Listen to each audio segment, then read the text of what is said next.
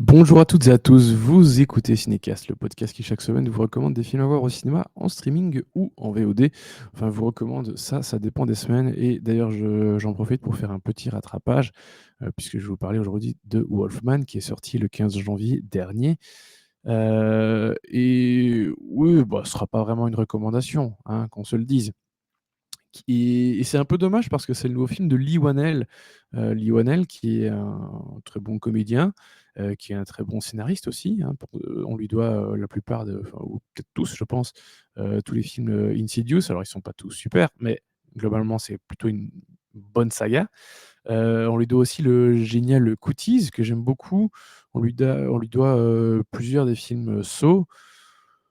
En tant que scénariste, hein, tout ça, donc c'est plutôt pas dégueulasse. Et puis, alors il a réalisé quelques très bons films, notamment Upgrade, sorti en 2018. Et puis, le dernier en date, L'Homme invisible en 2020, qui avait fait, pas mal parler de lui.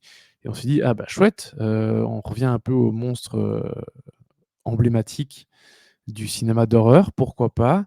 Donc le voir être attaché à un film comme Wolfman, bah, c'est plutôt intéressant, a priori. Et bah, en fait, je pas trop. Voilà, c'est le moins qu'on puisse dire. Alors pour faire simple, de quoi, parle ce Wolfman? Bah, il est question de Blake, qui va quitter San Francisco pour retourner au fin fond de son Oregon natal et vivre dans sa maison d'enfance. Il emmène avec lui, sa femme et sa fille. Alors vivre, ça y c'est pas encore vraiment décidé, hein, si c'est vivre, si c'est de passage, mais en tout cas, il retourne là parce que a priori, enfin parce que son père est mort. Il a disparu. Et donc après un certain temps, ben, l'État, délivre un certificat officiel de décès et ça y est, il a disparu depuis tellement longtemps qu'on considère qu'il est mort.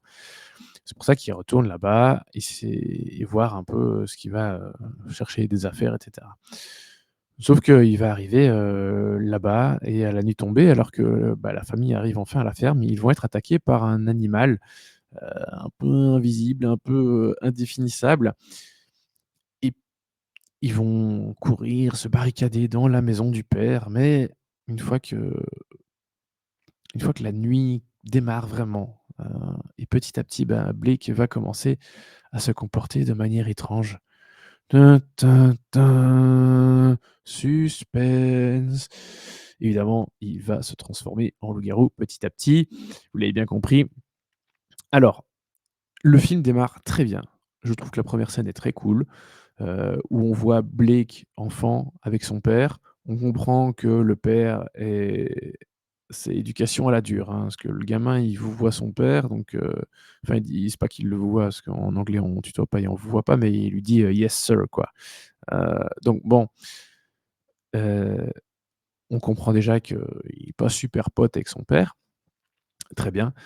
Hem Et on comprend que les bois dans lesquels ils vont chasser sont dangereux. Très bien. Heu et que son job en tant que père, c'est de protéger son fils. OK, très bien. Mais tu te dis: «Bah, reste pas là alors en fait, hein, casse-toi». Donc première chose qui m'a fait un peu tiquer sur le moment même, même si je l'ai dit, la première scène, elle est plutôt cool, où il y a une attaque, d'un loup-garou qu'on ne voit pas. Enfin, tout est dans le titre, hein, on sait bien que c'est un loup-garou, je veux dire, il y a pas de suspense. Heu, mais voilà, première scène, ça démarre bien. Et puis le film, avance, il y a une relation compliquée entre oui, on est 30 ans plus tard, il y a une relation compliquée entre Blake et sa femme, ils sont plus très proches, donc ils se disent: «Bah, tiens, si on allait», enfin, il se dit surtout: «Si on allait en Oregon, ça nous fera du bien. Tu travailles un petit peu à distance, pendant un moment, je vais écrire, la vallée à côté de la maison, elle est magnifique, il faut que vous la voyiez, ça va être sympa, quoi». OK, très bien. Et puis bon, ben, voilà, il y a toute cette histoire d'accident, de loup-garou, et évidemment Blake qui va se faire, écorcher, égratigner par un loup-garou et ça enfin ou mordre et ça tout ça va suffire à créer, une poursuite infernale et une nuit, qui va être très, très longue. Et toute la suite, vous la voyez venir. Enfin, avec aucun film de loup-garou, il y a un suspense quelconque, par rapport à ce qui va se passer. Et dans les grandes lignes, c'est pas plus gênant que ça. Malheureusement, le problème, c'est quand le scénario devient très, très, très simpliste, Heu, alors c'est difficile de renouveler, enfin de réinventer la roue avec un film de loup-garou, hein, mais là, je trouve que ça pompe un peu, de tous les côtés. Bon, mais c'est bourré d'incohérences, je vous ai dit le truc dès le début, dès la première scène, hein, le père qui dit, enfin tu qu'il est là pour protéger son fils et tout. Casse-toi en fait, reste pas là. Si ton but vraiment c'est de protéger ton fils, reste pas là en fait, c'est tout. Tu le sais.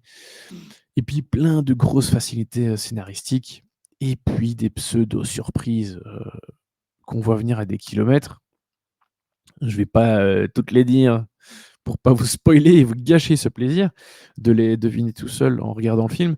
Mais voilà, je trouve que d'un point de vue écriture, c'est très, très pauvre et tu te dis: «Merde, tu as fait un film sur l'homme invisible qui tenait vraiment bien la route et puis là, tu nous torches ce truc, heu, qui d'un point de vue purement scénaristique, heu, est tellement facile et fonctionne pas vraiment». Je me suis dit: «Merde, heu, c'est un peu choquant».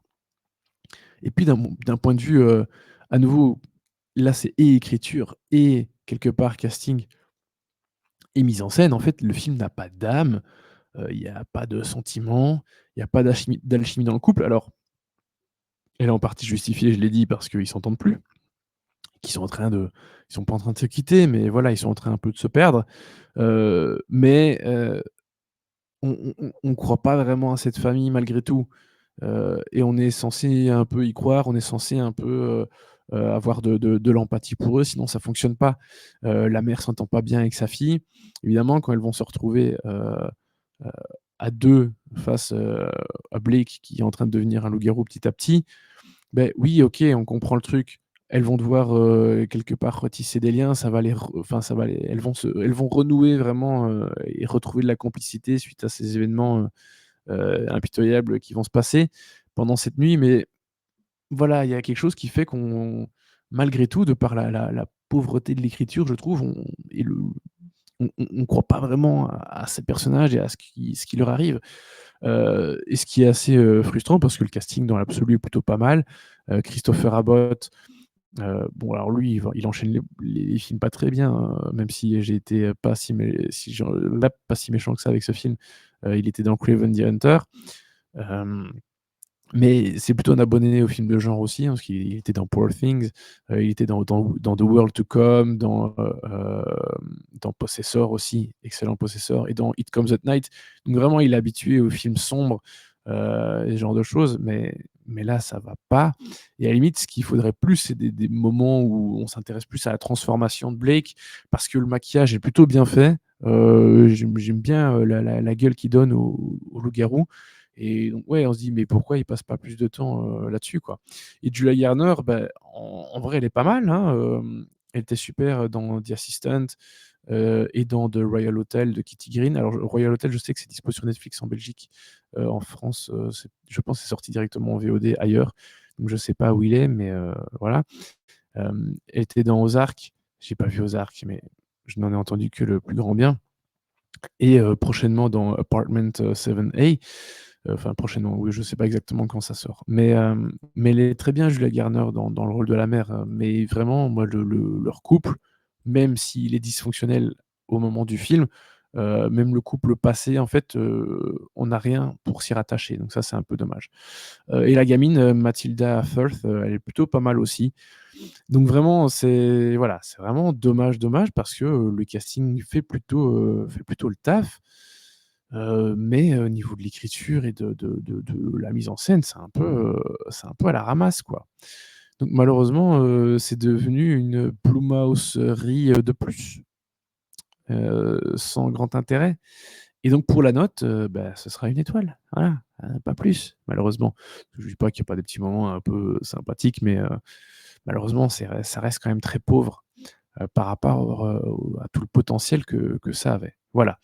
Sur ce, n'hésitez pas évidemment à nous dire en commentaire ce que vous avez pensé du film, parce que voilà, il est déjà sorti depuis un petit moment maintenant. Et puis n'hésitez pas à nous écouter sur les plateformes de podcast de votre choix et à nous écouter à nous suivre sur les réseaux sociaux avec le handle @cinecastbe. Et je vous dis à bientôt pour des nouvelles recommandations. Ciao, ciao.